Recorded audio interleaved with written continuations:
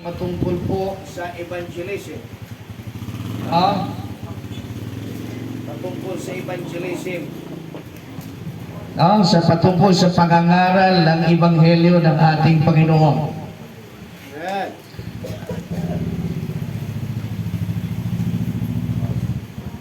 At kung tayo po ay tunay na tinubos ng Panginoon, ako po'y naniniwala na ang taong totoong ligtas ay mamumunga rin po yan ng kaligtasan. Sapagkat yun ang disenyo ng Diyos sa mga tunay na nakakilala sa Panginoon. Again, Acts chapter 1, beginning verse 1 down to verses 8. At atin pong babasahin po yan ng salitan. Ako po ang mauuna sa verse 1, kayo sa verse 2, at sa verse 8 ay sabay-sabay po tayong lahat na babasa dyan. Ang sabi po ng salita ng Diyos, share your Bible please sa ating pong mga bisita sa umagang ito para sila po ay makasunod sa ating pong pag-aaral yan. I-share po natin, kung meron po kayong available na Bible. Ay, meron po. Okay, so salamat po. At ang sabi po ng salita ng Diyos sa verse 1, the former treatise have I made, O Theophilos, of all that Jesus began both to do and teach. Until the day in which he was taken up, after the completion of the course of the apostles whom he had sent.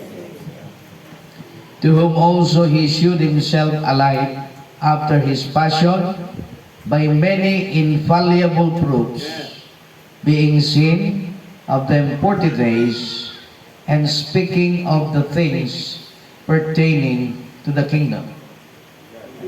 Being assembled Come on. together with them, unto them that they could not depart to Jerusalem, but wait for the promise of the Father, which said he had heard of me. Verse 5, the Bible says, for John truly baptized with water, but ye shall be baptized with the Holy Ghost not many days hence. When they therefore were come together, they asked him, saying, Lord, wilt thou establish for again the kingdom of Israel? Verse 7, and he said unto them, it is not for you to know the times or the seasons which the Father hath put in his own power. Verse 8, read. But ye shall receive power after that the Holy Ghost is come upon you, and ye shall be witnesses unto me, both in Jerusalem, and in all Judea, and in Samaria, and unto the uttermost part of the earth.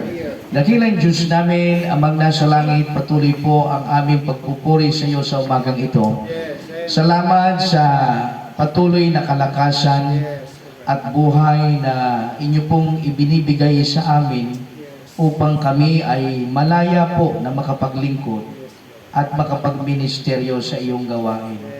Panginoon Diyos, salamat dahil iniingatan mo kami at patuloy na binibigyan ng pribilehiyo, Panginoon, upang ang mga bagay na ito ay amin pong magampanan, gaya po Diyos ng amin pong paglilingkod na ginagawa, Panginoon, sa iyong ubasan. Kaya nga sa umagang ito, Diyos, dalangin po namin ang napakahalagang bahaging ito ng aming pong pananambahan ng iyong salita ay patuloy na kami samahan mo, Diyos, at tulungan sa pamagitan ng iyong Spiritong Banal na isang kumilos at pangusap sa amin at patuloy na magbigay, Panginoon, ng pangunawa at pag-intindi sa iyong mga salita na maipahahayag sa umagang ito. O Diyos, dalangin po namin na kung sa umagang ito, maaring meron sa aming kalagitan hindi pa nakatitiyak ng langit. Ikaw, O Diyos, ay kumilos at patuloy, Panginoon, na magligtas. At gamitin niyo pong iglesyang ito, Panginoon, bilang instrumento na sila'y maabot ng Ebanghelyo ng aming Panginoong Jesucristo.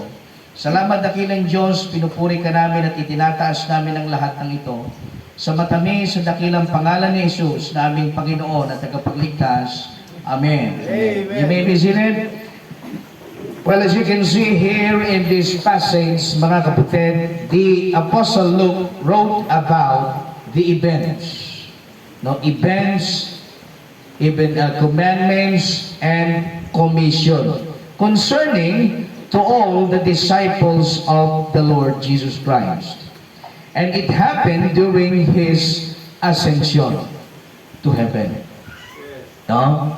Itong mga pangyayaring ito, mga kapatid, na binasa natin, ay nangyari ayon sa sulat ni Apostol Lucas nung ang ating Panginoong Jesucristo po ay aakyat na ng langit. No, nung siya mag-a-ascend na sa langit. So today, let us talk about of what happened during His departure. Now, that is why this morning, let me preach to you the title of the Lord's message, which I entitled, Christ Witnesses. Again, Christ Witnesses. Kapag sinabing witnesses, no, ano ba sa Tagalog yan? Mga saksi. Kasi witnesses eh. Amen? Pero kung witness lang, saksi. Amen? Pero dahil witnesses, mga saksi. O sa Tagalog, ang ating pong paksa ngayong umagang ito ay patungkol sa mga saksi ni Kristo. Amen? Hindi saksi ni Jehovah. Amen po ba, mga kapatid? No? At sa panahong ito ay, alam nyo mga kapatid, napakarami pong relihiyon. Napakaraming simbahan na nagpapakilala na sila ay sa Panginoon at sila ang totoo. Sa bagay, wala naman siguro magsasabi na sila ay sa Diablo. Amen? Hello, are you with me? Wala naman siguro matinong taong relihiyoso na magsasabing sila'y mali. No? Nandiyan po ba kayo? No. Subalit ano nga ba ang kabuluhan, mga kapatid, ng ating pagiging patotoo o saksi ni Kristo? Kasi sa panahon natin, may mga nagsasabi na sila ang tunay na saksi ng Diyos. Ano po? Kaya nga, literal na ito ay ipinangalan sa kanilang relihiyon na pinaniniwalaan at tinawag nila itong Jehovah's Witnesses. Alam niyo, sa loob ng 17 years, 17 years ko pong pagiging Kristiyano, mga kapatid. Gusto ko pong isa sa inyo. Sa aking ginawang pagsasaliksik at pagbubulay sa salita ng Diyos, alam nyo, never ko pong nabasa sa Bible yung word na Jehovah's Witnesses. Hello, are you still there? Never ko pong nabasa sa Bible ang salitang Jehovah's Witnesses. Kahit balik ta rin ninyo ang Bible, wala po kayong makikitang Jehovah's Witnesses. No? Kahit sa diwa ng talata, wala po kayong mababasa. Hello, are you with me? Well, hindi ko sinasabing sila'y mali at tayo ang tama. Amen po ba? Pero hayaan natin ang salita ng Diyos na siyang magsabi kung sino ang totoo. At ngayong umagang ito ay papatunayan ko po sa inyo, sa biyaya ng Diyos at sa pamamagitan ng salita ng Diyos, kung sino ang tunay na mga saksi na binanggit ng Biblia. Ngayong umagang ito ay patutunayan po natin kung sino yung mga tunay na saksi. Ano bang gusto ninyong unahin natin?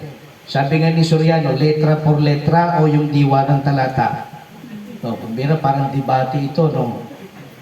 Sige, unahin na po natin yung letra por letra. Look at Revelation chapter 20, verse 4, please. Revelation chapter 20, verse 4. Ipitin niyo po yung talatang ating pong binuksan kanina, sapagkat yan pong ating teksto. Again, Revelation chapter 20, verse 4. Gusto ko pong unawain po natin, mga kapatid, yung talata na kung saan ay sinasabi po dyan sa verse 4. Say amen kung nandiyan na po lahat. Chapter 20, verse 4. Ano pong sabi ng salita ng Diyos dyan sa verse 4? The Bible says, "And I saw thrones, and they sat upon them, and judgment was given unto them." And look at this. Take note of this. "And I saw the souls of them that are beheaded for what? For the witness of whom? Of Jesus. And for the word of God, and which had not worshipped the beast, neither his image, neither had received his mark upon their foreheads and in their hands, and they live and reign with Christ 1,000 years." Sila, bagamat ang konteksto rito mga kapatid ay patungkol sa mga tribulational saint. Pero tinutukoy po rito ay yung mga taong ligtas. Yung mga na kay Kristo. Mga patotoo ni Kristo hanggang sa huli. Amen? Na sila ay pinugutan ng ulo. Nakita po natin? Their whom they are what? The witnesses of Jesus. Amen? And who is Jesus? He is the Christ. He is the Messiah. Amen? Siya po ang ating tagapagligtas. No? At maliban dyan mga kapatid, dito po sa Acts chapter 1 verse 2, look at this. Balik po tayo sa ating teksto sa Acts chapter 1. Babasahin po natin ang verse 1 and then verse 2. Katapos yung tatalon tayo sa verse 8 para maunawaan po natin yung diwa ng pagiging saksi ni Kristo. Nandiyan na po kayo. Ano pong sabi ng Bible? Sabi ni Apostle Luke sa verse 1, "The former treatise have I made, O Theophilus, of all that Jesus," sino po? Of Jesus. Of all, take note, of all that Jesus began both to do and what? Teach. Okay. Verse 2. "Until the day in which he was taken up, after that he, through the Holy Ghost, had given commandments unto the apostles whom he had," what? Chosen. When we say chosen, mga pinili o pinili. And in verse 8, ano sabi ng Bible? Sabi yan, "But ye shall what? Receive power." Amen? "After that the Holy Ghost is what? Is come upon you." Yan ang sabi ng Panginoong Jesucristo. "And ye shall be what? And ye shall be witnesses unto me." Amen? You see that? "And ye shall be witnesses unto me." Sino nagsasalita dyan? That is the Lord Jesus Christ Himself. Amen? Na nagsasabi sa kanyang mga disipulo bago siya mag-ascend ng langit, na sinabi niya dyan sa verse 8, "Sapagkat kayo ay nakatanggap ng kapangyarihan matapos na ang banal na Espiritu dumating sa inyo, at kayo ay magiging patotoo sa akin." Amen? "Both in Jerusalem, in all Judea, in Samaria, and unto the uttermost part of the earth." Sa madaling salita mga kapatid, sa buong mundo, tayo po ay patotoo ni Kristo. Saksi ni Kristo. Amen po ba? Hindi saksi ni Jehovah. Kaya sabi nila, saksi ni Jehovah. O pag binaliktad mo, baho. Diba? Nakita po natin. Oh. Ikaw ba papayag ka na ito na langit mo? Puro diaper? Puro jackpot? Mga kapatid, wala po tayong intensyon na alam nyo, tanging atin po lamang isinisiwalat kung ano yung katotohanan na sinasabi ng salita ng Diyos. At ang mga tunay na patotoo na sinasabi ng salita ng Diyos ay walang iba kundi yung mga patotoo ni Kristo. Diba? The witnesses of Christ. Sa madaling salita, kung ikaw ay totoong ligtas, kapatid, ikaw ay saksi ni Kristo. Are you with me? Ikaw ay saksi ni Kristo. No, ikaw ay kanyang patotoo. Saan lupalop ka man mapadpad, tandaan po natin, tangan-tangan natin ang pangalan ng ating Panginoon. Kaya kapag gumawa tayo ng kalukuhan, no, saan man tayo naroon, tandaan po natin, kalagkad natin ang pangalan ng ating Panginoon. Bakit? Sapagkat tayo mga patotoo ni Kristo. Diba? Tayo kanyang mga saksi. Kaya kapag tayo po ay may bagay na kung saan ay ginawa na hindi ayon sa kalooban ng Diyos, masisira ang testimony ng Panginoon. Are you with me? Oh. Diba? Sasabihin mong Kristiyano ka pero nagiinom ka? Hello, are you with me? Diba? Sasabihin mong Kristiyano ka, nagsusugal ka. Sila, ay patotoo ko ni Kristo eh, Kristiyano ako eh. Kaya tumataya ka sa loto. Diba? Eh, pastor, di naman sugal yun eh. Sugal yun. Diba? O dalawa, kasalanan mo ro. Diba? Una, covetousness. Bakit? Naghahangat ka ng tumama ng malaking halaga eh. Amen po ba? Sipin mo, tataya ka ng 10 piso, 20 pesos, tatama ka milyon. Hindi ba't pag-iimbot yun? Nakikita po natin mga kapatid. Tapos sasabihin mo, you are a witness of Christ? You are a witness of Christ? Hello? Mga kapatid, alam niyo po, minsan nakakalungkot bang isipin, pero dahil sa maling totoo, na mga taong nagsasabing sila'y sa Panginoon, nalalagyan ng batik. Amen? Yung napakagandang imahe ng Diyos.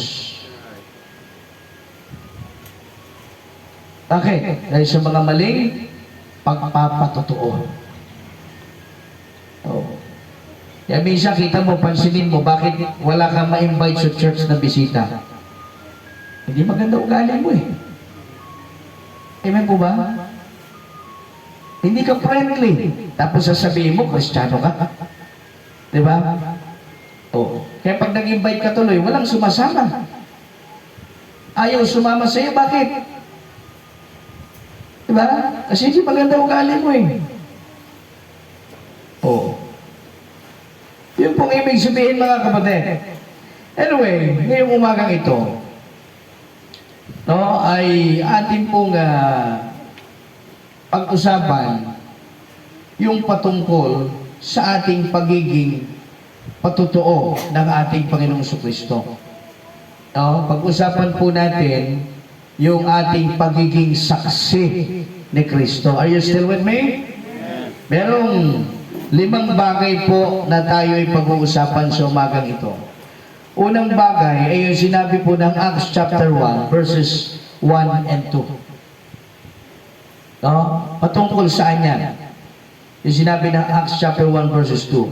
This is about the earthly ministry of Christ. The earthly ministry of Christ and His commandments through the Holy Spirit. Take note of that. Okay? This is about the earthly ministry of Christ. Look at verse 1 please. Ano sabi ng Bible sa verse 1? The former treatise have I made, sabi ni Luke, O Theophilus. Ibig sabihin, may unang sulat si Lucas. No? Ayan po yung aklat ng yung Book of Luke. Ito kasi pangalawang epistle niya ito eh. The Book of Acts. Ngayon sabi niya, dyan sa verse 1, "O former treatise have I made, O Theophilus, of all that what? Jesus began both to do and teach." Ano bang ginawa ni Kristo? Ano bang kanyang sinimulan? Diba mula nung siya ipanganak sa mundong ito as a virgin birth? No? Paano ba nagsimula ang kanyang journey? Amen? Paano ba siya nagministeryo bilang anak ng Diyos? Naniniwala ba tayo na si Kristo ay anak ng Diyos? Yes, of course. Dahil kung si Kristo ay hindi anak ng Diyos, hindi tayo totoong ligtas. Amen? At yung ating pagiging patotoo ay walang kabuluhan. Nandiyan pa po ba kayo mga kapatid? No? Kaya nga po yung ating pinag-uusapan sa umagang ito, no? Yung dahilan o yung kabuluhan, bakit tayo po ay naging mga patotoo ni Kristo. Amen? At kung ano yung tungkuling nakaatang sa ating mga balikat. Amen? Kasi mahirap na tayo, sinasabi natin Kristiyano tayo, pero hindi natin alam bakit ba tayo iniligtas ng Panginoon. Nandiyan po ba kayo? No? Kaya mahalaga na maging maliwanag sa atin at lubos nating maintindihan yung diwa ng ating pagiging Kristiyano.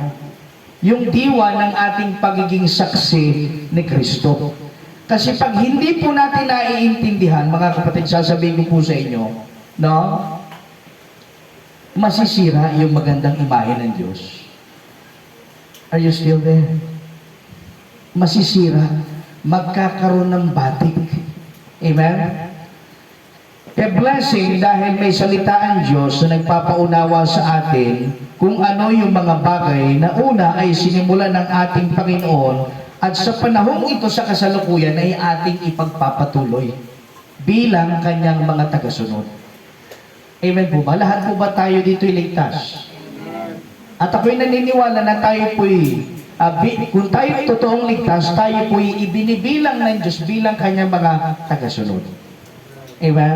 Tayo po'y followers ni Kristo. Amen? Hindi tayo followers ni Alden Richards, ni Marian Rivera, no?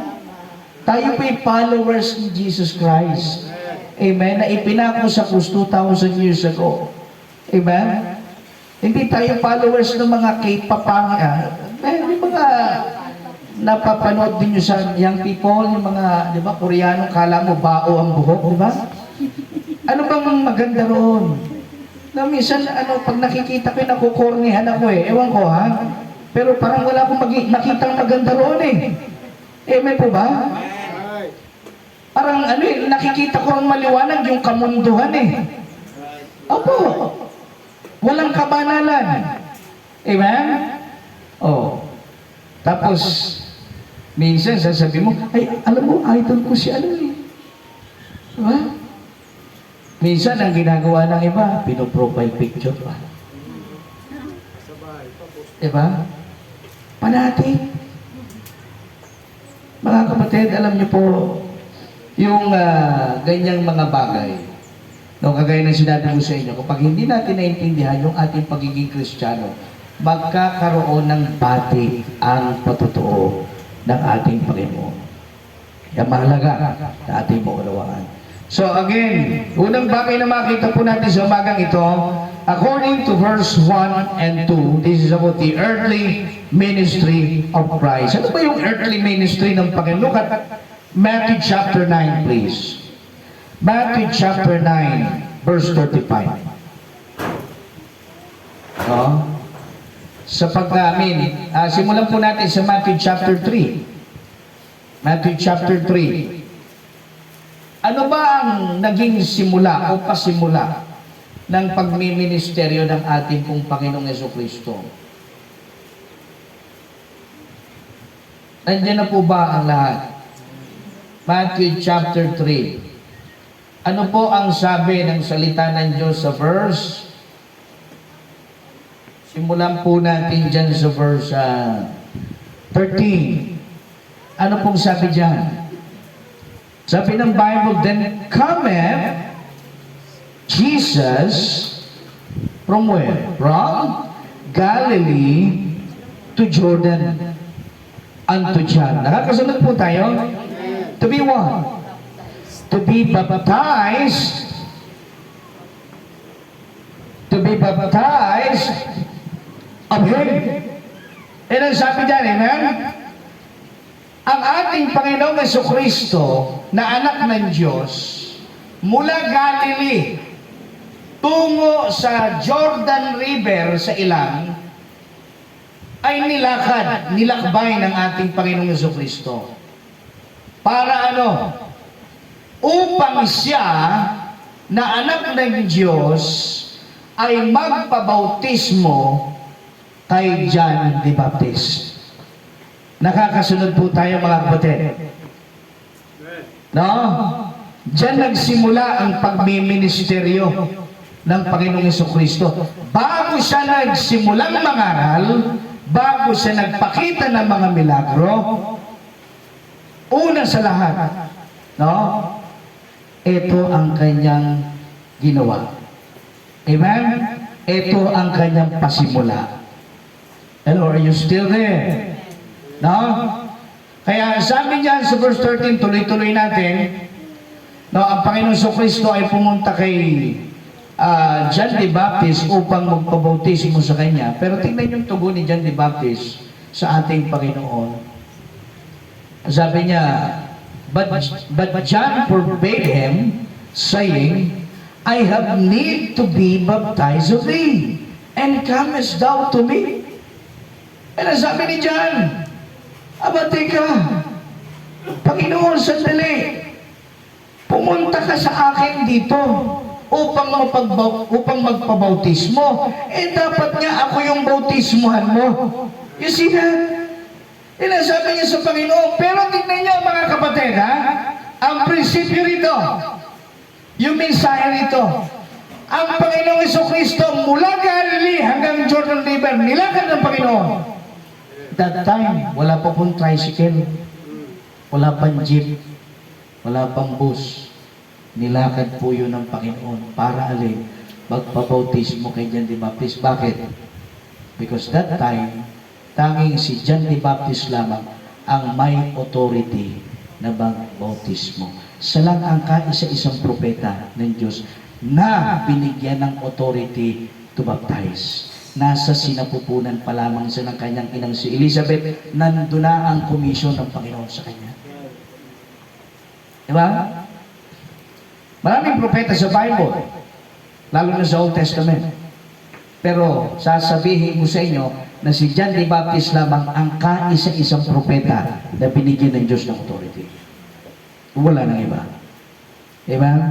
Kaya John, no, ay tumungo ang Panginoon Jesucristo upang magpabautismo kay John. Subalit na nangyari, makita po natin yung pagtanggi ni John the Baptist sa Panginoong Jesucristo. Pero dyan sa verse 15, muli ay tumugon ng Panginoon. Look at verse 15. Ano sabi dyan? And Jesus answering said unto him, ano sabi ng Panginoon? Suffer it to be so now. You see that? Hayaan na ito ay maging gayon ngayon. Amen? Yan ang sabi ng Panginoon kay John the Baptist. Kailan po? Ngayon. Hindi sinabi ng Panginoon na hayaan na ito ay maging gayon sa susunod na linggo, o sa susunod na buwan, o sa susunod na taon. Sabi, hayaan na ito ay maging gayon ngayon. Amen? Ibig sabihin, kung totoo kang ligtas, dapat magpabautismo ka. Amen?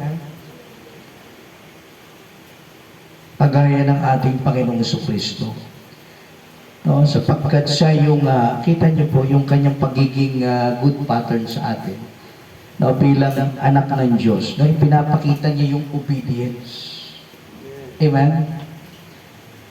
No, yung total obedience as the Son of God. tayo po mga kapatid, di ba? Doon tayo makakilala sa Panginoon nung maligtas po tayo. Nasabi ng John 1:12, but as many as receive Him, to them give He the power to become the sons of God, even to them that believe on His name. So, ibig sabihin nila, maligtas, anak ka na ng Diyos. Amen? O, kaya dapat ikaw maging masunurin ka na anak ng Diyos. Sinong ating pattern? Ang Panginoong Jesucristo. Amen po ba? Kung siya nga Diyos nagpabaptize, ikaw sino ka ba? Amen po ba? May ipagmamalaki ka ba sa sarili mo? Hello, are you still with me? Diba? Pero gusto ko maunawaan natin mga kapatid sa umagang ito, yung pasimula ng pagmiministeryo ng ating Panginoong Jesucristo hanggang sa ma-turn over sa atin yung trabaho kanyang sinimulan. Amen po ba? Kasi ngayon, sa kasalukuyan, tayo po ay maituturing na mga patutuo ni Kristo, saksi ni Kristo. Pero ang tanong mga kapatid, papaano nangyari? At papaano umabot sa ganung pangyayari? Kaya yan ang dahilan bakit natin pinag-aaralan. Amen? Kung papaano nagkaroon ng turnover dito. Amen? So, tingnan niyo po.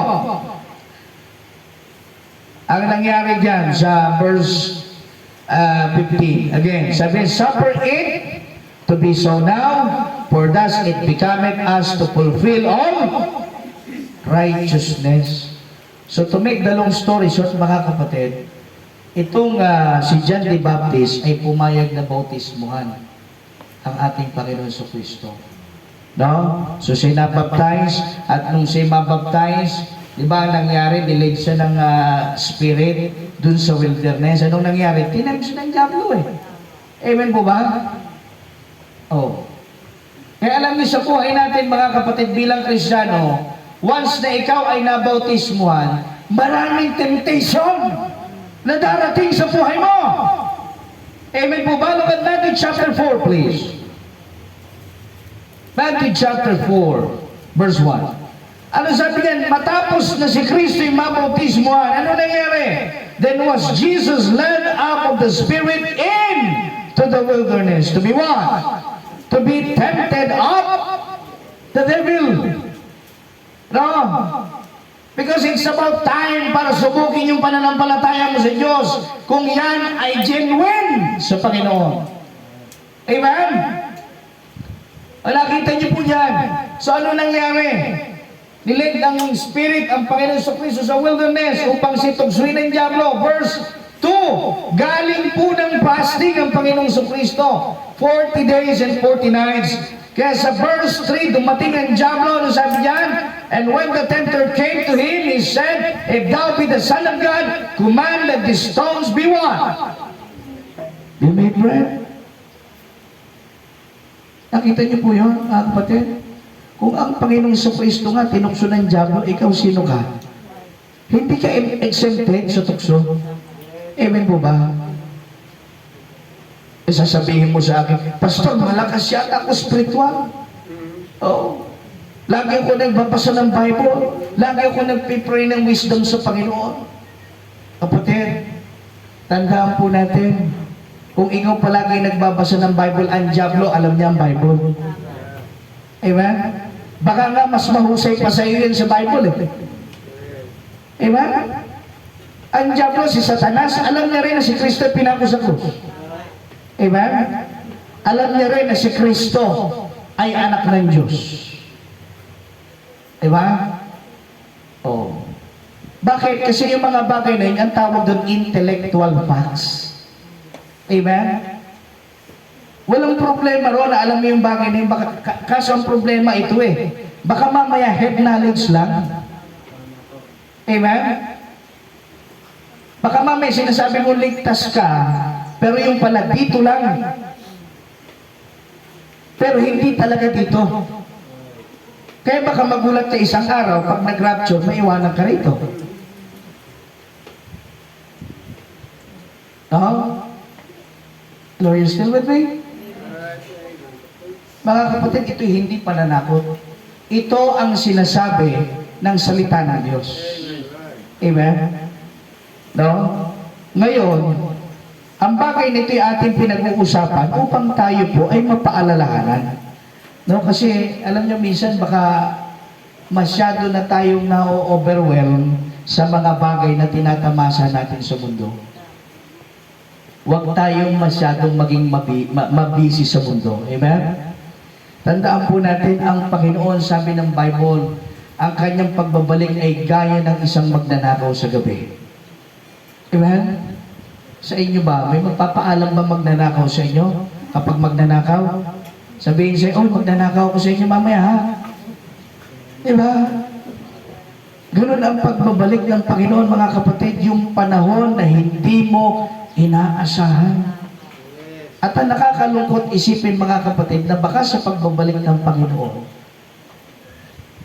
ano ang ginagawa mo? Kamusta ang ginagawa mo? Diba? Alam niyo ba na ang sarap na matatna ng Panginoon sa kanyang pagbabalik na tayo po ay ginagawa natin kung ano yung kalooban niya? Diba? Oo. Pero kung ikaw, maabutan ka na ng ganyan. Diba? Alam niyo yun? Alam niyo yung exercise na gano'n? Ano ba tawag na sa exercise na yun? Kasi may tinatawag na partial curl up, may yung tawag doon. Ito, ano ba tawag dito? Hard swipe. Swiping exercise. Diba? Kaya laki-laki na ng muscle sa daliri mo, diba? Oh. Kaysa sa binti mo. O bakit? Kasi hindi ka naglalabas ng bahay. Puro ka Facebook. Amen? Puro ka YouTube. Amen mo ba? Oh, tapos pag-araw ng soul winning, wala ka. Amen? Sabi mo, busy sa school, no? Puyat, maraming ginagawa. Bakit? Kailan ba natapos yung gawain? Patay ka na, meron pang gawain eh. Amen? Ang gawain hindi na uubos. Amen po ba? At hanggang ikaw ay buhay, continuous yan. Diba?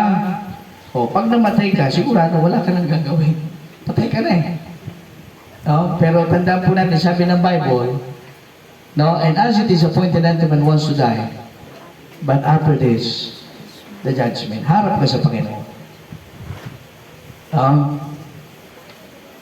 Anyway, no, tayo po magpatuloy sa ating pong teksto sa bagang ito. No, we're talking about the earthly ministry of the Lord Jesus Christ. At dito ay makita po natin yung kanyang pagsisimula. At gaya ng sabi ko po sa inyo, mga kapatid, sabi ng salita ng Diyos, ang Panginoong Jesucristo, si anak ng Diyos, si Diyos, subalit makita po natin na hindi po siya pinalampas ng diablo. Amen? Kaya maging sa buhay natin ito, hindi tayo pwedeng magmalaki. No? Dahil hindi po tayo exempted sa temptation. No? Maring isang araw darating yung punto na ikaw ay tutuksuhin din ng diablo. Amen? Kaya dapat tayo bilang mga patutuo ni Kristo, yun yung pinaghahandaan natin. Amen? Oh. Kaya minsan yung Kristiyano na hindi handa, yung hindi palabasan ng Bible, hindi nagpe-pray, hindi nag-church minsan, di ba? Yan yung madaling, di ba, mahok ni Satan eh. Amen? Madaling mawin ni Satan. Oh, kaya mga kapatid, blessing po dahil napapaalalahanan tayo na sa mga bagay na ito, hindi po tayo exempted. Amen? Dahil maging ang Panginoong Jesucristo, tinempt siya ng diablo. Amen? So ngayon, after the temptation, no, dyan sa verse 12, look at verse 12 please. No, dyan po nagsimula yung ministry ng Panginoong Jesucristo. Look at verse 12 please. This is about the beginning of the ministry, of the beginning of Jesus' ministry. Verse 12 sabi, now when Jesus had heard that John was cast into prison, he departed into Galilee. Verse 13, and leaving Nazareth, he became and dwelt in Capernaum, which is upon the sea coast, and in the borders of Zabulon and Naphtali. Verse 14, that it might be fulfilled, which was spoken by Isaiah the prophet saying, verse 15, the land of Zebulun and the land of Naphtali by the way of the sea beyond Jordan, Galilee of the Gentiles, verse 16, the people which sat in darkness saw great light, and that light is the Lord Jesus Christ. Look at this. And to them which saw in the region and shadow of death, light is sprung up. Amen? And in verse 17, look at this. From that time, Jesus, what? Began to preach. Amen? And to say, repent, for the kingdom of heaven is at hand. That is the beginning of His ministry, of His earthly ministry. Amen? At nagpatuloy yan, mga kapatid. Look at Matthew chapter 9, please. Kasi after niyan, siya mag-aral, no, dyan sa verse 18, mga kapatid, dyan na siya pumili o tumawag ng kanyang mga disipulo.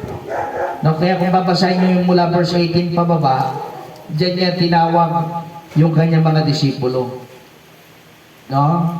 Now in Matthew chapter 9 verse 35, nandiyan na po kayo? Anong sabi ng Bible? Sabi niyan, and Jesus went about all the cities and villages. Amen? Ano ginawa ng ating Panginoon? Sabi niya sa verse 35, teaching in the synagogues and preaching the gospel of the kingdom and what? And healing every sickness and every disease among the people. Nakita niyo po yung pagsisimula ng ministry ng ating Panginoon?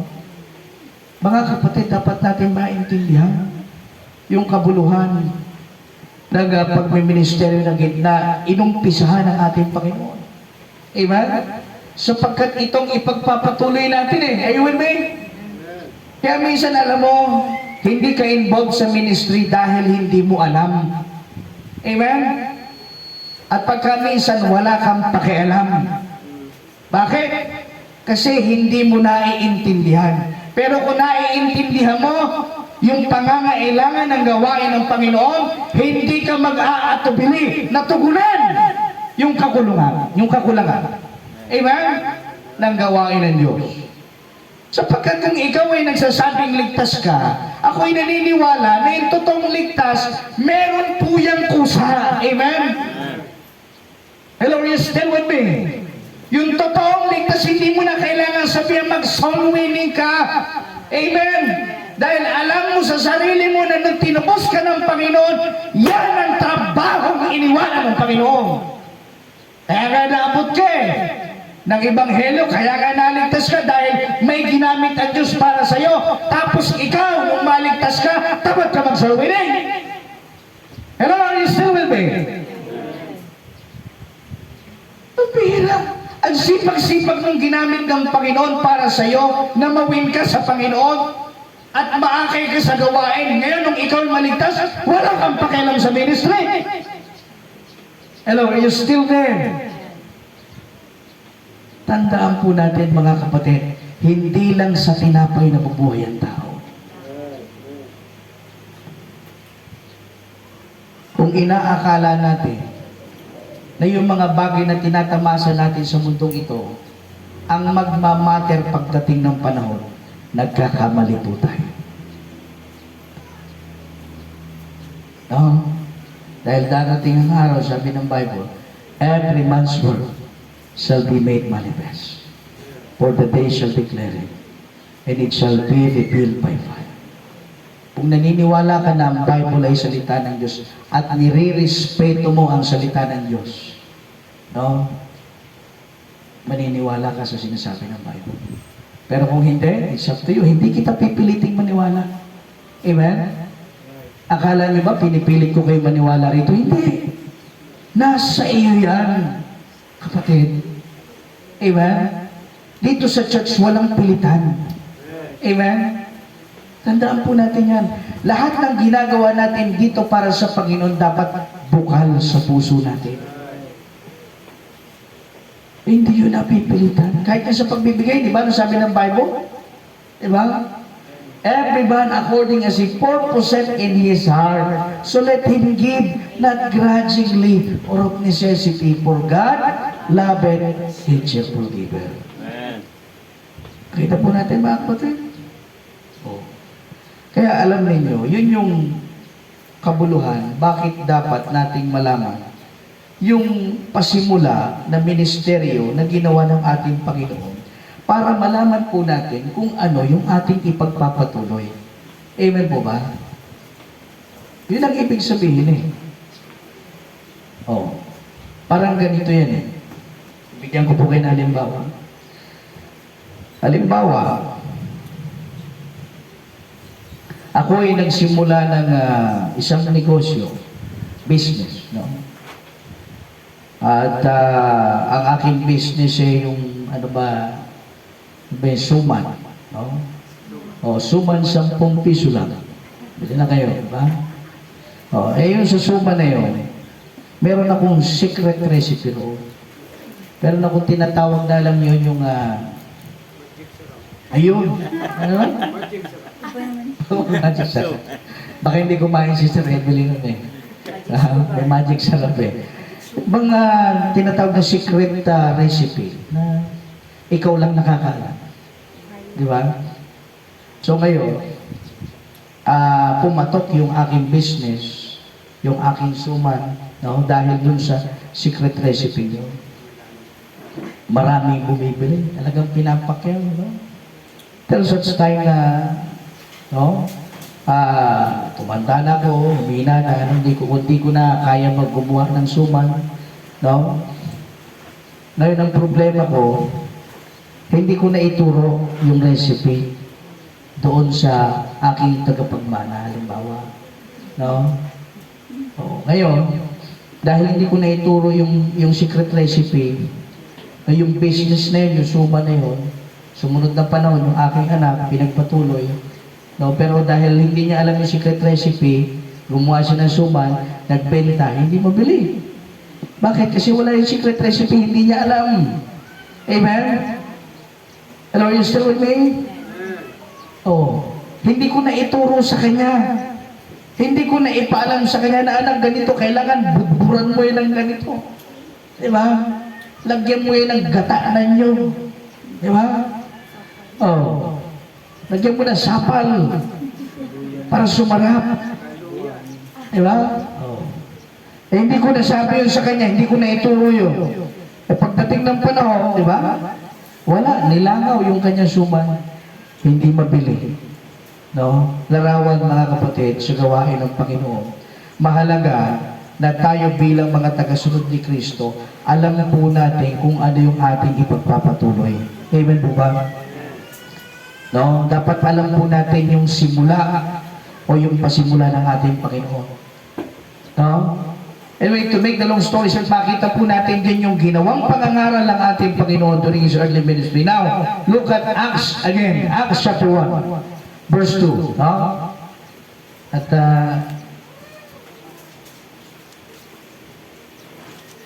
makita po natin yung ating puntos dyan sa number 1. Acts chapter 1, nandiyan na po lahat. Ano po ang sabi ng verse 2? Kasi dyan sa verse 1, tinukoy po dyan yung earthly ministry ng Panginoon Kristo. Sabi dyan, Jesus began both to do and teach. No? So sinimulan niya yung kanyang ministeryo, nagkaroon siya ng mga disipulo, itinuro niya yung mga bagay na kung saan ipagpapatuloy sa kanyang mga disipulo. And verse 2, sabi niya, until the day in which, take note of this, nandiyan na po kayo, in which He was taken up, no, mag-aasin ng Panginoon, kasi that time, siya po ay nabuhay na mag-uli mula sa mga patay, at kailangan niya mag-ascend sa langit, upang manaog yung Holy Spirit, yung Comforter, no? Sabi niya, after that He, take note of this, after that He, through the Holy Ghost, had given what? Commandments unto the apostles whom He had chosen. No, kaya nga, ang ating pong punto sa number 1 is about the earthly ministry of Christ and His commandments through the Holy Spirit. Ano ba yung commandments yan? Look at verse 8. Ayan po yung sinasabing commandments. Nandiyan na po kayo. Ano po sabi ng verse 8? The Bible says, "But ye shall receive power." Take note of this, mga kapatid. After that the Holy Ghost is come upon you. Amen?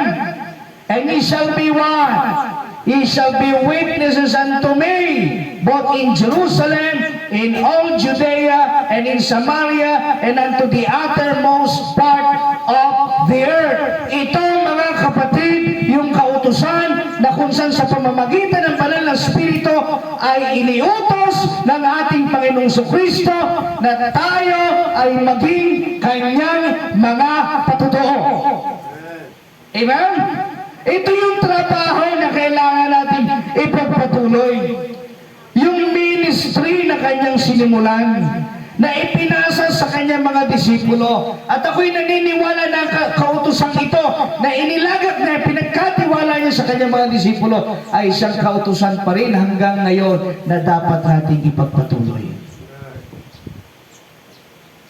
Yan po, mga kapatid, ang bagay na dapat po nating maintindihan. Dapat nating ipagpatuloy. Hindi natatapos sa mga disipulo. Amen. Yan dahilan bakit tayo naligtas, bakit may church. Amen.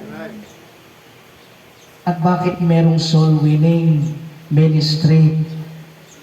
At bakit ang ating tema sa buwan na ito ay patungkol sa evangelism. Yan ang dahilan, mga kapatid, upang tayo bilang mga Kristiyano, bilang mga saksi ni Kristo, ma-arouse yung ating espiritu. Amen?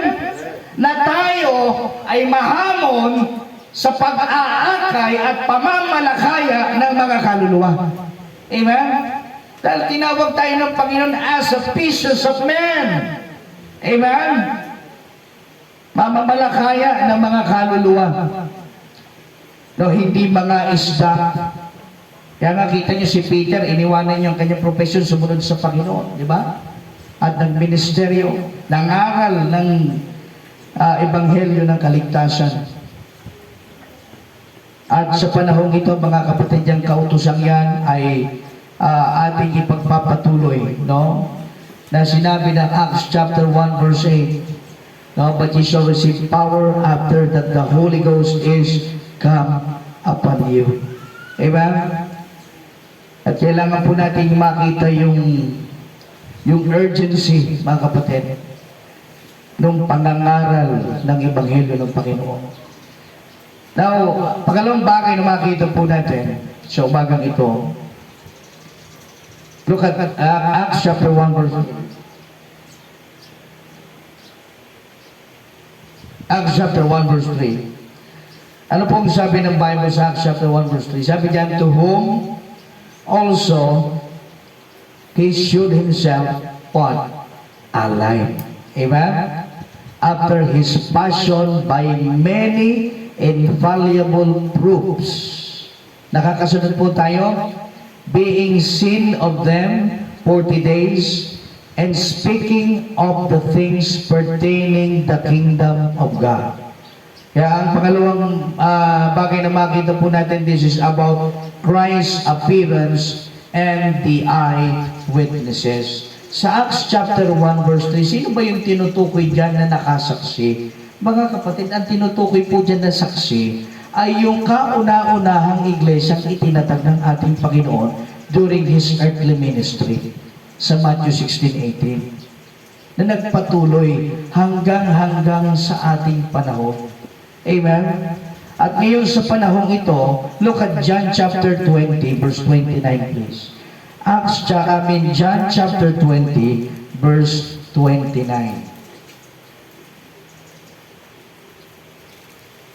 No?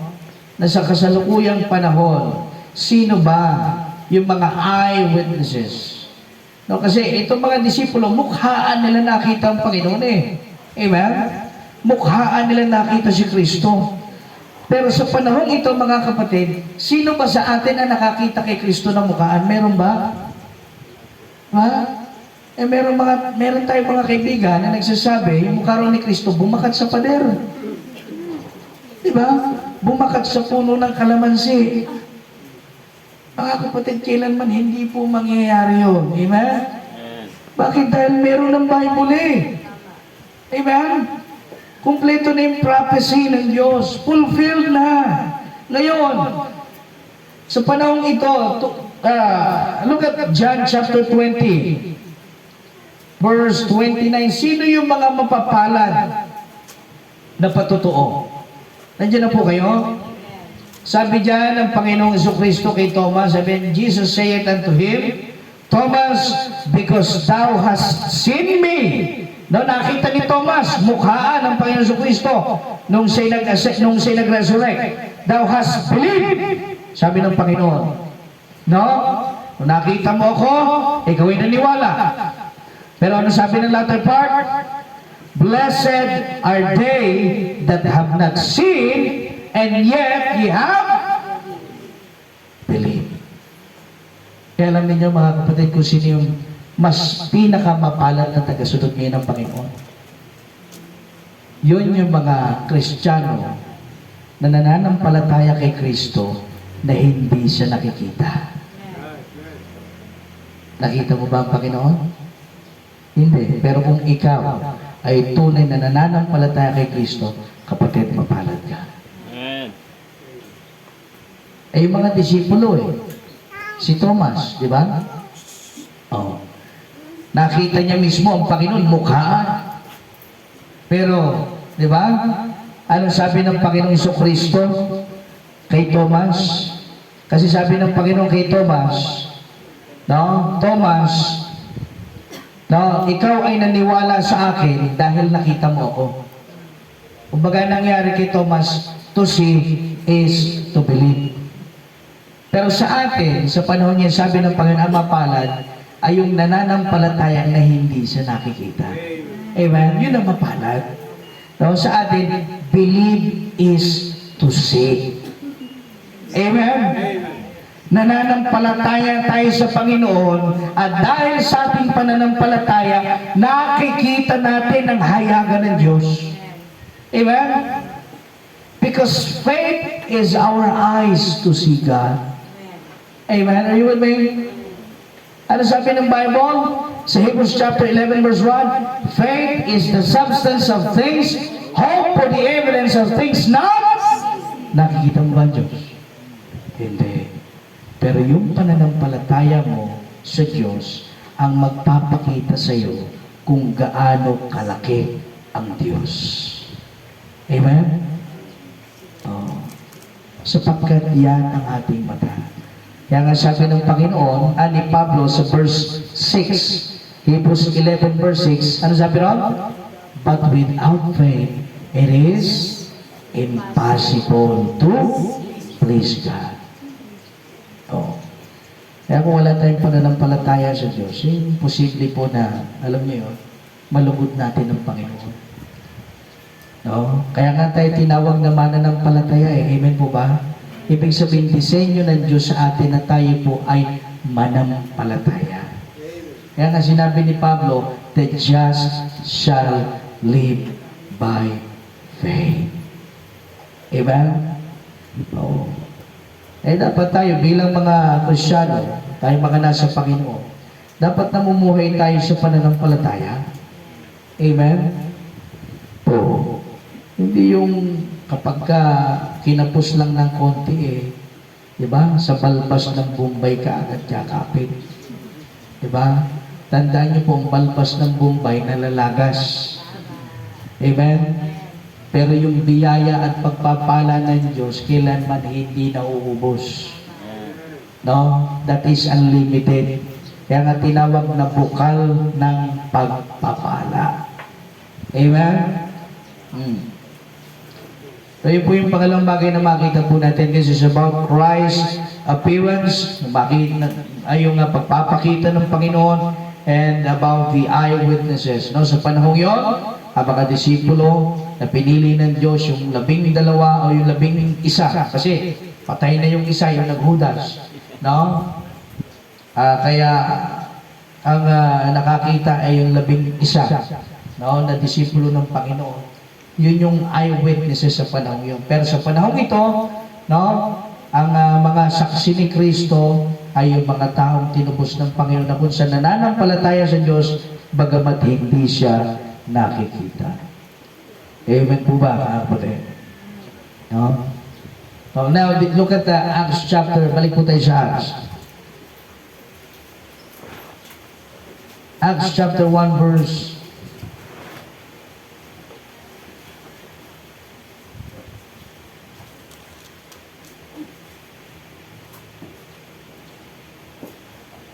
verse 4 and 5. No?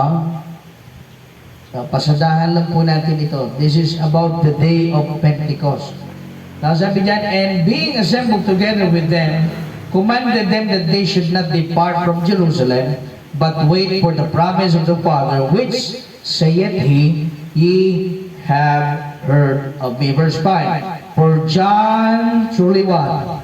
Baptized with water, but ye shall be baptized with the Holy Ghost, not many days hence. Kaya dyan sa chapter 2, kung babasahin po natin, nangyari ang pangakong yan. Yan yung tinatawag na the day of Pentecost or the day of harvest. O, dyan po naganap yung tinatawag na speaking in tongues. No? At matapos yung bagay na yun, mga kapatid, ay nagpatuloy yung church hanggang sa lumaki ang simbahan, no, na itinatag ng Panginoon, at hanggang ang naging ending ay na-scattered po. Amen? Sa Acts chapter 9. No, na-scattered yung church sa Jerusalem. Kaya may nakarating ng Asia, may nakarating ng Europe, may nakarating ng Rome, at may nakarating sa lahat ng bahagi ng sansinukob. Amen? Dahil na-scattered yung church sa Acts chapter 9 because of the persecution of the Apostle Paul that time. No, si Saul. Kasi that time, hindi pa siya apostol, ang pangalan niya ay si Saul, the great persecutor. No? Kanyang inusig, no, ang iglesia na itinatag ng Panginoon that time. Now, so yan po, again, this is about the day of Pentecost or the day of harvest. Now, pang-apat na bagay makita po natin sa umagang ito, this is about, look at Acts chapter 1 verses 6 to 7. 6 to 7. Nakita po natin yung isa sa attribute ng Diyos dito. Attributes, no? Nandiyan na po kayo sa verse 6, ano sabi ng Bible? Sabi niya, when they therefore were come together, they asked of him saying, ito yung mga disipulo ng Panginoon, nagtanong sa kanya, sabi niya, Lord, will thou at this time restore again the kingdom of Israel? No? Tinatanong ng mga disipulo ng Panginoon na kung sa pagkakataong bang ito, Panginoon, ay mare-restore yung children of Israel or yung kingdom of Israel. Look at Matthew chapter 17 verse 11. Kasi prophecy po ito eh. No? Pero anyway, before that, bago po natin buksan yan, look at verse 7. Ano sabi ng Panginoon? Sabi dyan sa verse 7, and he said unto them, it is not for you to know the times or the seasons which the Father had put in His own power. Yan ang tugon ng Panginoon.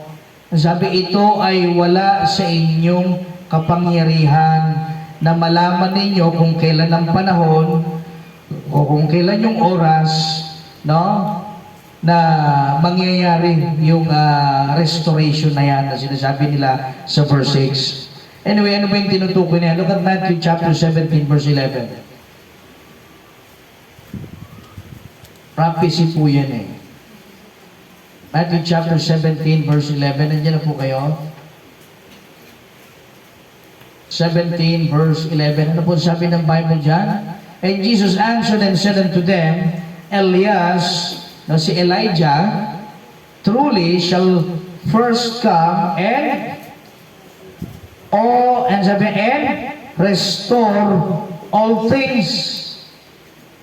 Pero mga kapatid, that time, wala na si Prophet Elijah, amen? Si Prophet Elijah ay na-translate, di ba? During the Old Testament period, na-rapture po siya. No? Kaya ang tanong, sino yung gagamitin ng Diyos para ma-restore yung kingdom of Israel? Now, balik po tayo. Look at Book of Luke.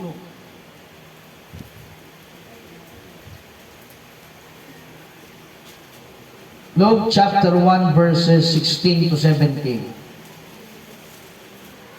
Yan. Luke chapter 1 verse 16 to 17. Nandiyan na po kayo. O sino ba yung gagamitin ng Diyos para ma-restore yung kingdom? Yan. Luke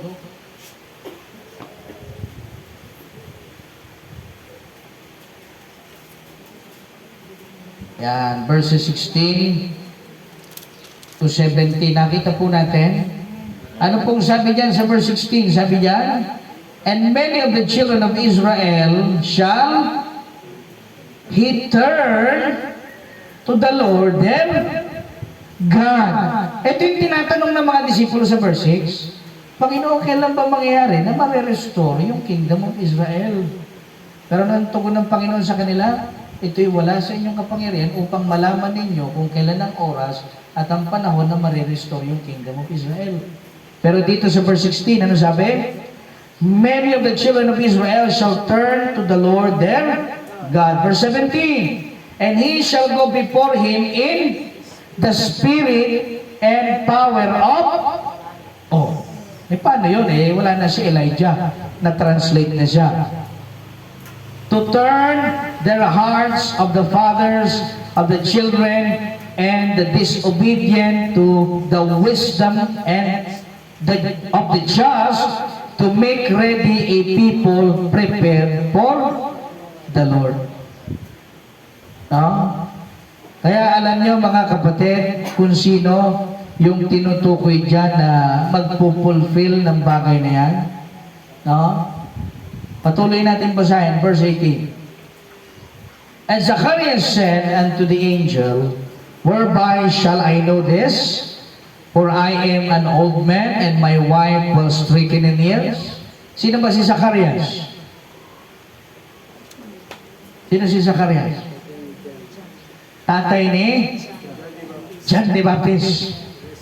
Amen? At asawa ni Elizabeth. No? Ngayon, sa palagay ko naman, nagiging maliwanag sa atin kung sino yung tinutukoy dyan na tao na gagamitin ng Diyos para i-restore yung Kingdom of Israel. No? Hindi na natin para basahin pa yan lahat, no? Maliwanag dito sa, siguro, basahin lang natin yung dyan sa verse 19. Ano sabi? And the angel answering said unto him, I am Gabriel, that stand in the presence of God, and am sent to speak unto thee, and to shew thee this glad tidings. No? Ito yung milagro na kung saan ay ginawa ng Diyos dito sa mag-asawa na si Zacharias at si Elizabeth. Pero diyan sa pangyayari yan, parang hindi maniwala itong si Zacharias. Kaya sabi ng anghel diyan ni Gabriel, dahil sa iyong hindi paniniwala, no? Ikaw ay hindi makakapagsalita, no? Hindi ka magiging pipi ka until such time na maipanganak yung iyong anak, no? Saka ka lang makakapagsalita, no? Kumbaga yun ang nangyari diyan. No? Anyway, itong ano yan, that is no, yung pangako doon sa kanilang anak na si John the Baptist. But anyway, ang makita po natin dito na tinutukoy na magre-restore sa Kingdom of Israel ay walang iba kundi si John the Baptist. Kaya nga sa book of John ay makikita po natin na si John the Baptist ay napagkamala ng mga Hudyo maging ng mga Pariseo na si Elias. Ano sabi ng mga tao? Ba't yan na si Elias? Di ba? O si Propetang Elias. Pero hindi mga kapatid, no? Siya po ay si John the Baptist na anak ni Zacarias at ni Elizabeth na kung saan binigyan ng Diyos ng authority na magbautismo. No, at siya yung ginamit ng Diyos para ma-restore yung Kingdom of Israel. So yung nangaral sa ilang, amen? Ipinangaral niya yung kingdom, the gospel of the kingdom. No? Yan. So, balik po tayo sa Acts chapter 1, please. Acts chapter 1.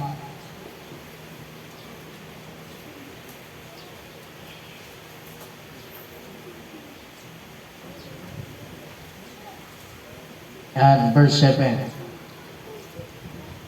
Yan. So, maliwanag po yung sabi dyan, yung tugon ng Panginoon sa katanungan ng kanyang mga disipulo, na tanging ito'y nasa kapangyarihan ng Diyos. No, yung fulfillment ng prophecy niyan na tinanong ng mga disipulo sa verse 6. No? Anyway, number 4, this is about the omnipotence of God. Ibig sabihin, mga kapatid, yung mga bagay-bagay na kagaya nito nung tinanong ng mga disipulo ng Panginoon, ito po'y tanging saklaw lamang ng Diyos. Amen? Ito'y, sa madaling salita, hindi po pwedeng panghimasukan ng tao. Sapagkat ang Diyos lamang ang nakakaalam kung kailan magaganap ang propesiyang ito. Kaya nga sabi ng Bible, di ba, sabi ni Haggai, your thoughts are not my thoughts, saith the Lord of hosts. No, tandaan po natin na yung kaisipan ng Diyos ay hindi po natin kaisipan. Amen po ba, mga kapatid? No, iba po yung kaisipan ng Diyos sa kaisipan natin. Sapagkat tayo po'y limitado. Kumbaga tayo bilang tao, hanggang dyan lang tayo eh. Pero ang Diyos, higit pa riyan. He knows everything. He knows past, present, and future. Amen? Pero tayo, limitado tayo. Di ba? Kaya, yan ang makita po natin, no? Na ang bagay na ito ay tanging saklaw lamang ng kapangyarihan ng Diyos. No? This is about the omnipotence of God. Sa madaling salita, hindi po natin pwedeng pangunahan ng Panginoong pagdating sa bagay na ito. No?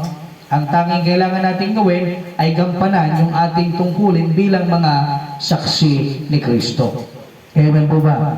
At ang panghuling bagay na makita po natin sa umagang ito, number 5, Acts chapter 1 verse 8, ito po yung tinatawag nating pagiging saksi ni Kristo, being Christ's witnesses. No? Acts chapter 1 verse 8. Andiyan na po kayo na sabi ng Bible, but ye shall receive power. You see that? Tayo po ay nakatanggap ng kapangyarihan buhat sa kanino galing yung kapangyarihan? No, galing sa Diyos yung kapangyarihan. Sabi diyan, matapos na ang banal na Espiritu ng Diyos ay dumating sa atin. Anong ibig sabihin niya, mga kapatid?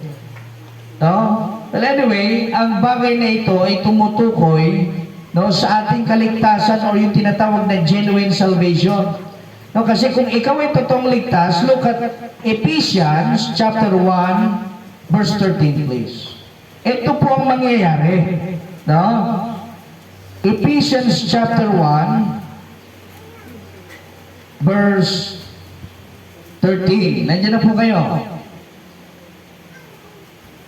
Kung ikaw ay tunay na convert sa Panginoon, ikaw ay tunay na nanampalataya kay Kristo, ikaw ay tunay na naligtas. No, ano mangyayari? Sabi ng Ephesians chapter 1 verse 13. Ano po sabi niya? Sabi ng verse 13, in whom ye also what? Trusted. after that ye heard the word of truth. What is that? The gospel of your... Nakita po natin. Ano sabi sa unang talata? In whom ye also trusted. Matapos na inyong marinig ang salita ng katotohanan, ang ebanghelyo ng inyong kaligtasan. In whom, take note of this, in whom also after that ye believe. Ye were what? Nakita po natin. Ye were sealed with the Holy Spirit of promise. Kaya nga kung ikaw ay totoong naligtas, kapatid, dapat merong Holy Spirit. Amen po ba? Merong banal na Espiritu na mananahan po sa atin. No? Ngayon, hindi na po natin kailangang palawigin ito, no? Dito na lang sa atin, no? Kapatid, subukan mong i-evaluate, i-examine ang iyong sarili, ang iyong pamumuhay bilang isang Kristiyano. Meron bang Holy Spirit na nagmamanifest sa iyo? Meron bang fruit of the Spirit? What is the fruit of the Spirit? Sinabi ng Galatians, chapter 5, verse 22-23. Oh, lahat ng iyon dapat iiral sa iyo sa pagkatao mong bilang Kristiyano. Dahil ang sabi ng Bible, nung ikaw ay maligtas, magtiwala ka, matapos mong marinig yung katotohanan, buhat sa ebanghelyo ng iyong kaligtasan, matapos na ikaw ay manampalataya, ikaw ay sinelyuhan ng banal na Espiritu na pangako ng Diyos. So nangangahulugan na kung ikaw ay ligtas, may Holy Spirit sa iyo. Meron ba? Amen. Meron ba? Amen. Oh. Ikaw makakapagsabi niyan eh. Kaya kung totoo ka ligtas, may Holy Spirit na mag-uudyok sa'yo na mali yung ginagawa mo. Amen po ba? May Holy Spirit na magsasabi sa'yo na kasalanan ang ginagawa mo. Ba? Pero kung wala nag-uudyok sa'yo at parang okay lang, parang smooth ang lahat, diba? Kapatid, magtaka ka. Baka hindi ka totoong ligtas. Dahil na sabi ng Bible eh, may Holy Spirit na pangako ang Diyos na once na ikaw ay tunay na nagtiwala, no?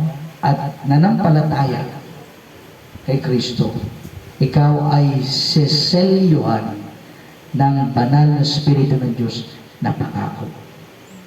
Amen? Oh.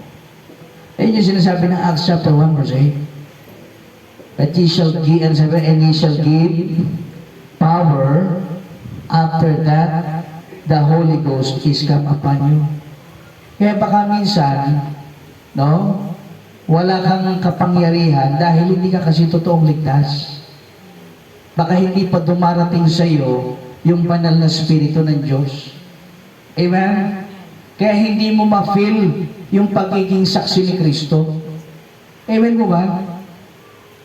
Oh. Kaya ikaw hanggang ngayon nagpapatuloy ka pa rin sa lumang buhay mo. Kasi kung ikaw ay tunay na naligtas, may Holy Spirit eh. Amen po ba?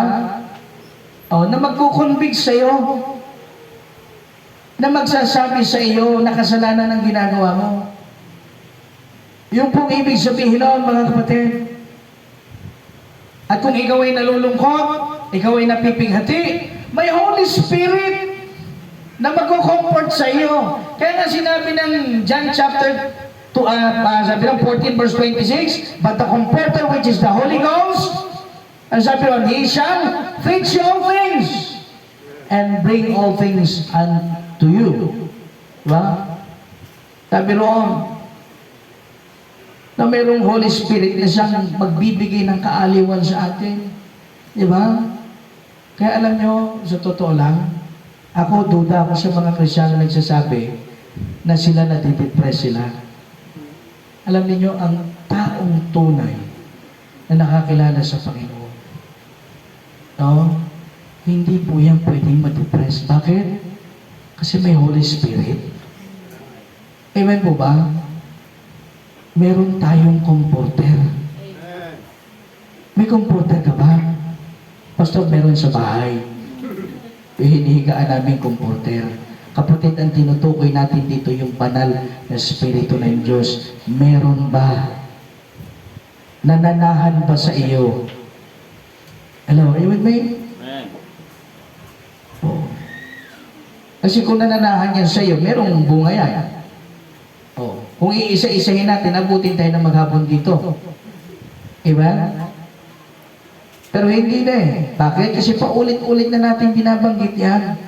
Na dapat lahat ng bunga ng banal na Espiritong ito nagmamanifest sa taong tunay na nakakilala sa Panginoon. Amen po ba? Oh. Wala na maka-amen. Ha? Oh. Alam niyo, itong bagay na itong pinag-uusapan natin, kung ikaw ay ligtas, ito ay isang kagalakan sa iyo. Ito ay isang katuwaan sa iyo na ipinapaalala ng Diyos kung sino ka dapat. Amen po ba? At kung ano yung ginagawa mo dapat. Kasi hindi ka naman niligtas ng Diyos para magpayaman eh. Amen po ba? Para i-enjoy yung kalayawan sa mundo ito. Hindi, kapatid. Kung yun ang kaisipan mo, nagkakamali ka.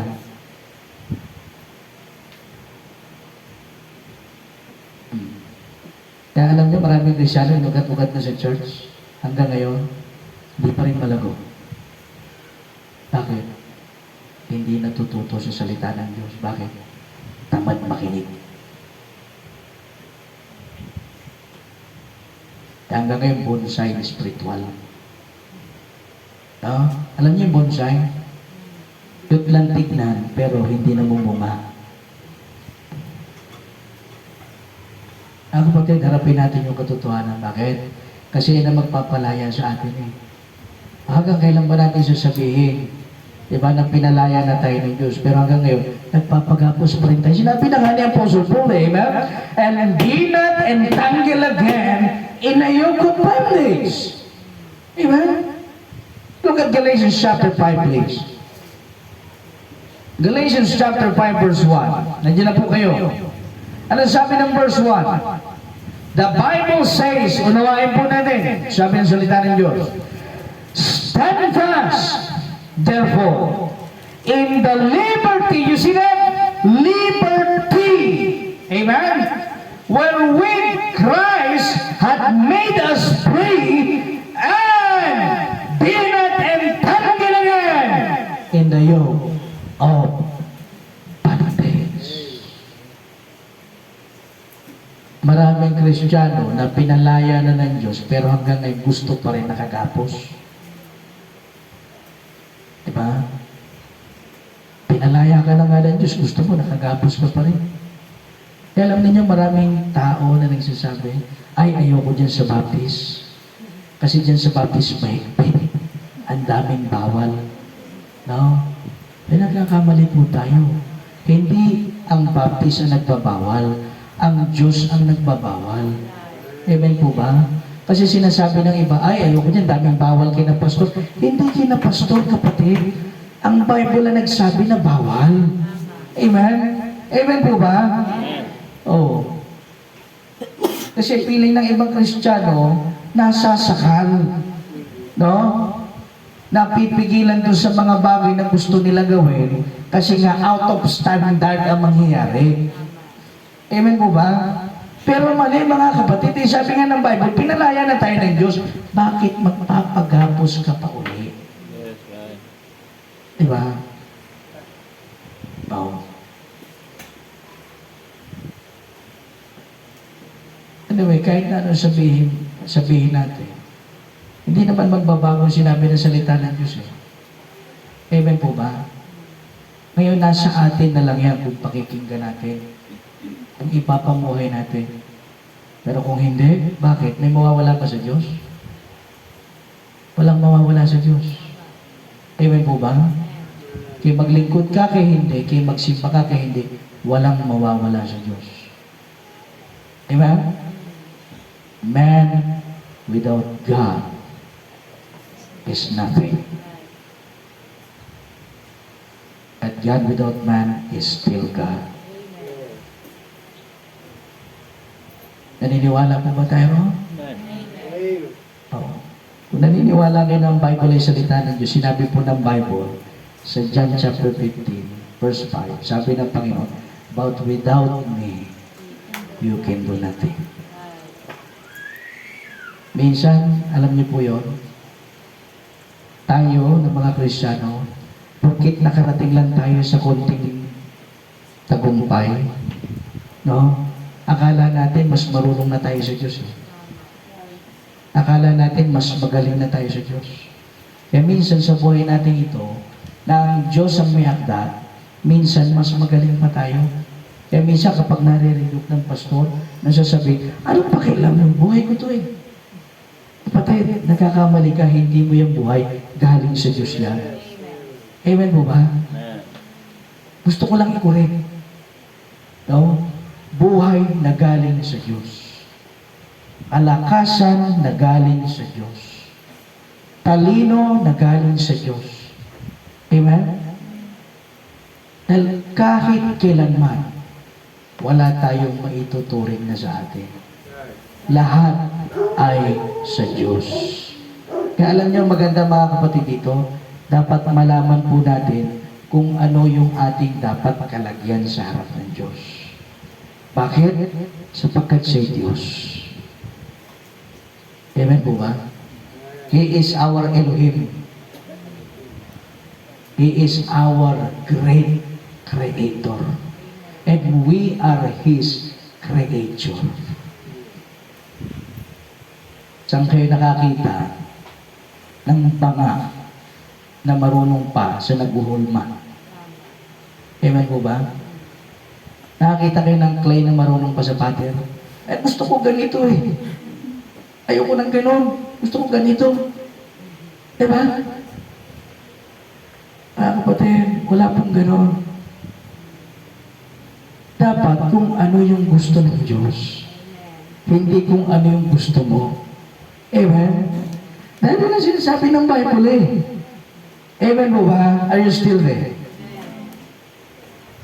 Oh, mahal mo ba ang Diyos? Mahal mo? Mahal mo? Oh, walang makasagot oh. Mahal mo? Oh, ano sabi ng Bible sa John 14:15? If you love me, keep my... Ito yung commandments ng Diyos, oh. Amen? Hindi ho tayo perfecto, amen? May mga pagkukulang tayo sa Diyos. Pero salamat dahil may kautusan ng Diyos na kung saan narito upang ating pagpulayan, upang malaman natin kung ano yung mga bagay na nais ng Diyos sa buhay natin. Amen po ba, mga kapatid? No? And today we're talking about evangelism. Kung ikaw ay totoong ligtas, dapat mabuga ka ng kaligtasan. Ikaw ay patotoo ni Kristo, ipatotoo mo si Kristo. Amen?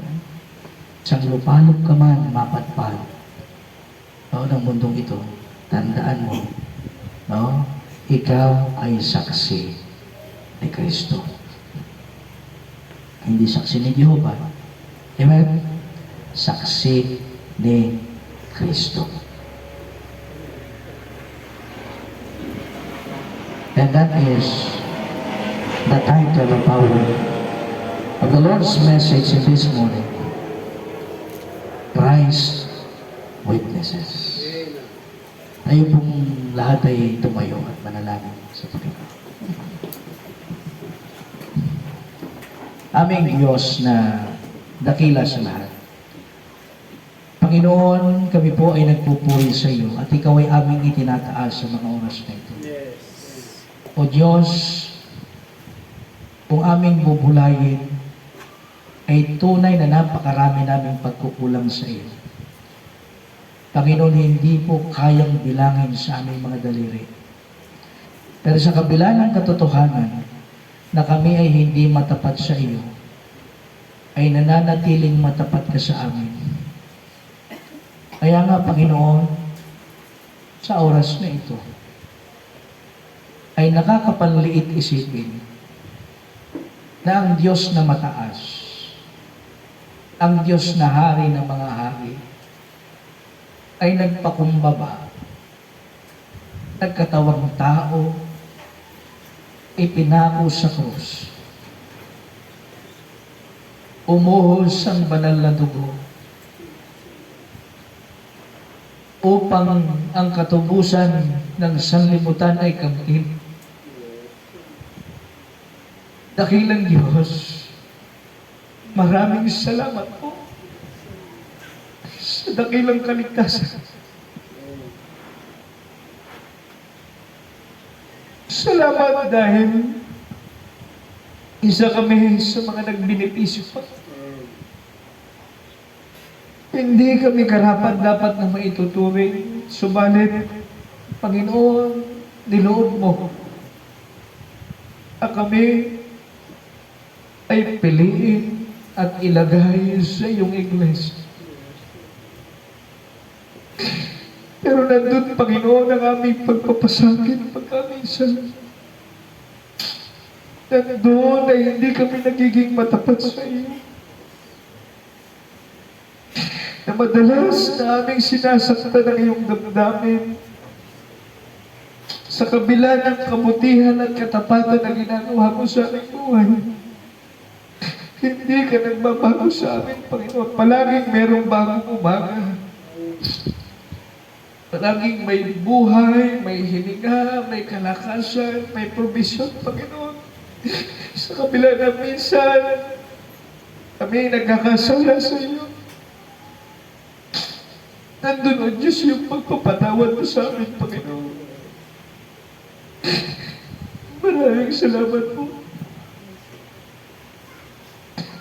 Ngayong oras na ito, habang ang piano ay marahang tutugtog sa ating kalagitnaan.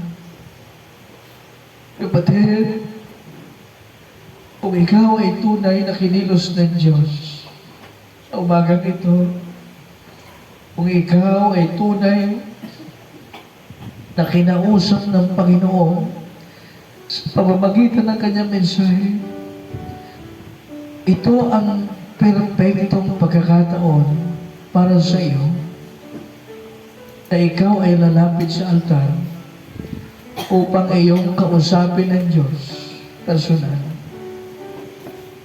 Ako'y naniniwala na ang bawat isa sa atin ay mayroong mga pangangailangan. May mga kabigatan sa buhay. May mga suliranin na kung saan ay pinagdaraanan. Pero ako'y naniniwala na ang Diyos ay tapat upang tayo ay bigyan ng katagumpayan sa lahat ng ito. Kaya kung ikaw ay lalapit sa Panginoon, ako'y naniniwala na ang Diyos sa iyong panalangin, siya ay makikinig. Kaya kapatid, anuman ang bagay na inapagtanto sa umagang ito, why don't you come? Lalapit ka sa Panginoon, sa altar, kakausapin mo niya. Marahil hindi ka makalapit, pwede kang lumod siya kinalalagyan. Kausapin mo ang Panginoon, Lord, maraming salamat sa iyong mensahe. Ako'y napaalalahanan. Ako'y naituwid, Panginoon. Salamat sa mga review. Salamat, Panginoon, dahil ang iyong salita ay sumalamin sa aking pagkukulang. Yan ba alaman ang puso mo? Come on, manalangin ka sa Panginoon. Bilang patotoo ni Kristo ay napakalaki ng responsibilidad na inatang sa atin ng Panginoon. At yun ang mahalagang bagay na sa umagang ito'y pinaunawa sa atin ng mensahe. Mga ilang panahon na lamang, maaaring ang Diyos ay babalik na. Subalit, kamusta ang ating paglilingkod sa Panginoon? Masasabi ba natin na naibigay na natin ang karapat-dapat at makatuwirang paglilingkod sa Diyos? Kaya ngayong umagang ito, Come on, manalangin ka sa Panginoon. Bibigyan ko po kayo ng ilang sandali upang personal na ating kausapin ng Diyos. Manalangin ka sa Panginoon.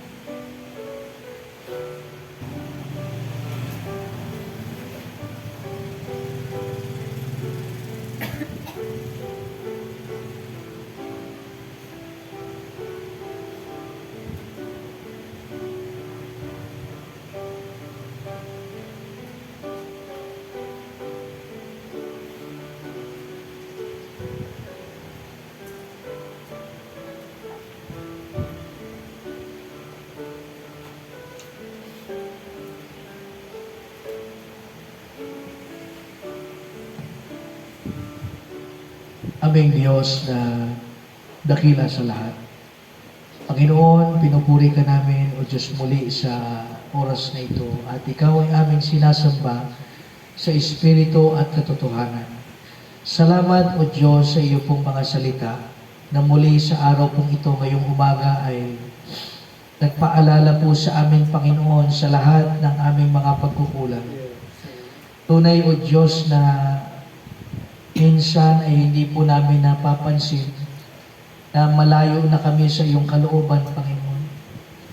At tila ba hindi na po kami nagiging epektibo bilang iyong mga manggagawa, bilang iyong mga saksi.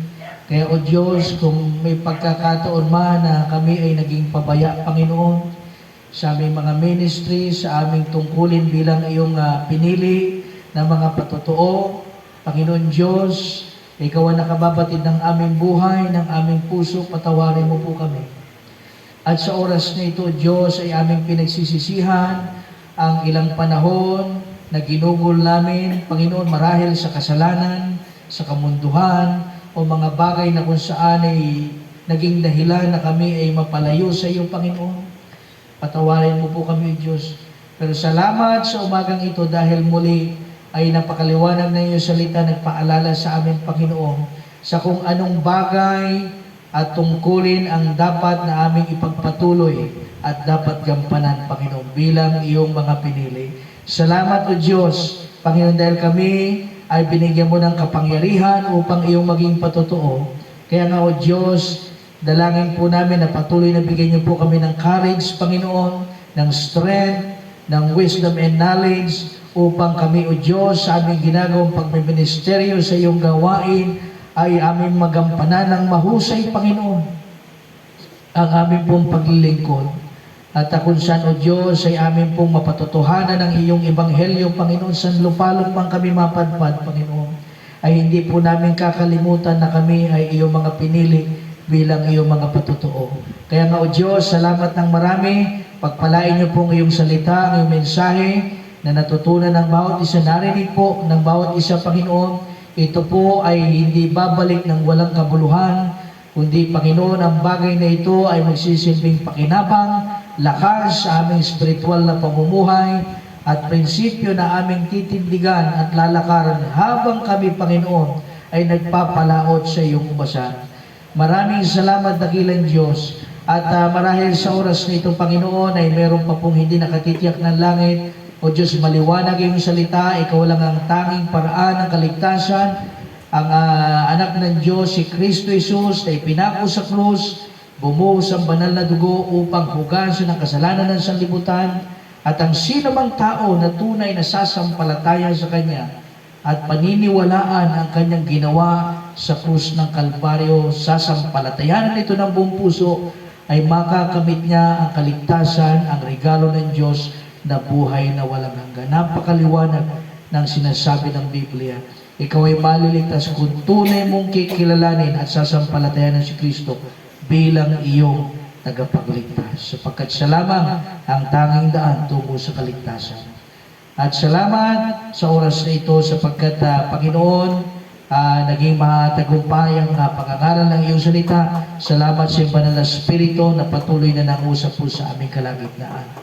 At muli, O Diyos, pinupuri ka namin, pinasasalamatan, at ang lahat ng ito'y aming samot-dalangin sa matamis na pangalan ni Jesus, naming Panginoon at tagapagligtas. Amen. Amen.